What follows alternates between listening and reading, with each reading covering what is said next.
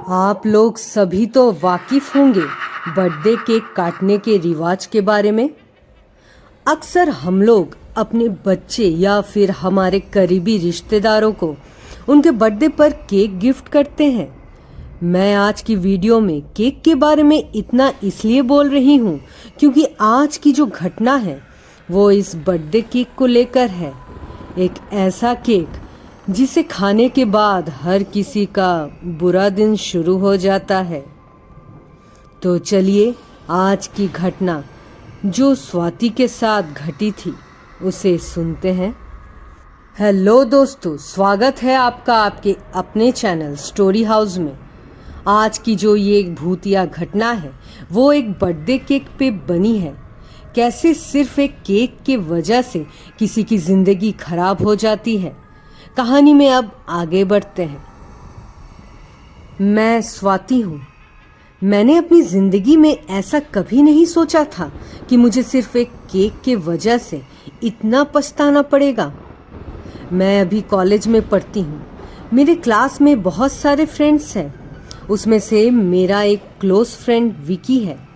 विकी और मेरी बहुत अच्छी दोस्ती थी। हम दोनों आपस में ग्रुप स्टडी भी करते थे। मैंने विकी को हमेशा अपना अच्छा दोस्त ही समझा था, पर यह बात उसकी तरफ से नहीं हो पाया। वो मुझे दोस्त से बढ़कर मानने लगा था। मैंने उसे अपनी बात क्लैरिटी से समझानी चाहिए, पर वो समझना ही नहीं चाहता था। उसने मेरी दोस्ती को कुछ और ही समझ लिया था। मेरे और उसके बीच इस बात को लेकर काफी कहासुनी हो गई थी, क्योंकि मैंने उसे दोस्त से ज्यादा कभी नहीं समझा था। विकी के इस बर्ताव के बाद से मेरे और विकी की दोस्ती में थोड़ी दरार आ गई थी। पर मेरे बर्थडे से 2 दिन पहले ही विकी ने अपनी गलती को मान लिया और मुझसे माफी भी मांगी। अब फिर से हम दोनों पहले की तरह अपनी दोस्ती को निभाने की कोशिश कर रहे थे। विकी ने मुझसे वादा किया कि वो अब हमारी दोस्ती की रिस्पेक्ट करेगा। अब 2 दिन के बाद मेरा बर्थडे था। मेरे सारे दोस्त बर्थडे में आए थे।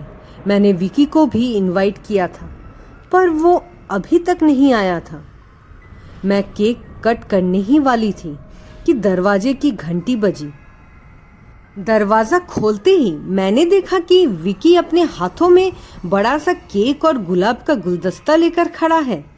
मैं बहुत खुश हो गई थी। मैंने कहा, विकी, तुमने आने में काफी देर कर दी। पता है, मैं अभी केक काटने वाली थी। चलो अब अंदर भी आ जाओ, जल्दी से आ जाओ। मैंने विकी की आंखों में अजीब सी हंसी देखी। इससे पहले मैंने कभी विकी की ऐसी शक्ल नहीं देखी थी। जो भी हो, पापा ने जब मुझे केक काटने बुलाया तब अचानक से विकी बोल उठा, स्वाति रुको, मैं केक लाया हूं तुम्हारे लिए। अंकल स्वाति वो नहीं, ये वाला केक काटेगी। सब वहां हैरान हो गए थे। विकी की बातें सुनकर ज्यादा कुछ समझ तो नहीं आ रहा था, लेकिन पापा वहां पे सीन क्रिएट नहीं करना चाहते थे। इसलिए पापा ने मुझे विकी के लाए हुए केक को ही कट करने के लिए कहा। मैंने केक काटा। सबने मुझे विश किया और सबसे पहला निवाला केक का मेरे मुंह में दिया। केक काफी स्वादिष्ट था। हाँ, बिल्कुल अलग। मैंने इतना स्वादिष्ट केक कभी भी नहीं खाया था। उस केक को खाने के बाद पता नहीं मुझे क्या हो गया था। मैं वो पूरी केक ही खा गई। वो केक इतना स्वादिष्ट था, लग रहा था कि मुझे होश ही नहीं रहा। वहां मौजूद बाकी लोग सब हैरान थे। मेरे मम्मी और पापा भी बहुत शर्मिंदा थे। मैंने देखा विकी मेरी तरफ देख देख कर हंस रहा था। मुझे पता ही नहीं चला कब शाम से रात हो गई। मैं वहां अजीब अजीब हरकत कर रही थी। पता नहीं मुझे क्या हो रहा था।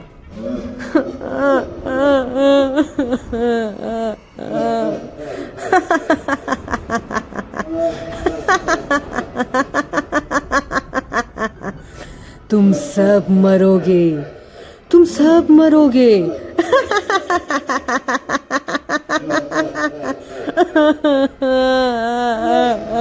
मुझे बचाओ, मुझे बचा लो। मुझे पापा पकड़कर मेरे रूम ले आए।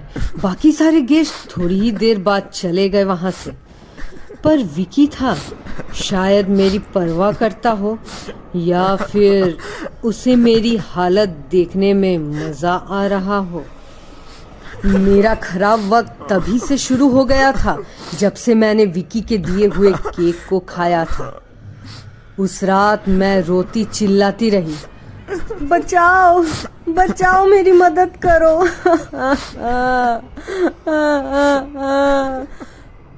फिर कभी कभी अपने आप को थप्पड़ मारती। मेरी तबीयत लगातार खराब हो रही थी। मैं पागलों जैसी हरकत कर रही थी। मैंने खाना पीना सब छोड़ दिया था। मैं सिर्फ बिस्तर पे ही पड़ी रहती और सोती रहती। एक दिन जब मम्मी मुझे खाना खिलाने रोटी ले आई तो मैंने उनके हाथ से रोटी लेकर पूरा रोटी एक ही बार में अपने मुंह में ले लिया। जब मैंने रोटी अपने मुंह में लिया तब मैंने मुंह को अपने से 3 गुना ज्यादा खोला था। इतना कि किसी इंसान के लिए ये पॉसिबल ही नहीं है। मेरे पूरे होंठ से खून निकल रहा था। मैं रो रही थी पर मेरे होंठ हंस रहे थे। ये सब कुछ और दिन चला। मैं इतनी वीक हो गई थी कि मैं बिस्तर से भी नहीं उठ पा रही थी। पापा पास के मंदिर के पंडित को ले आए थे मुझसे मिलवाने।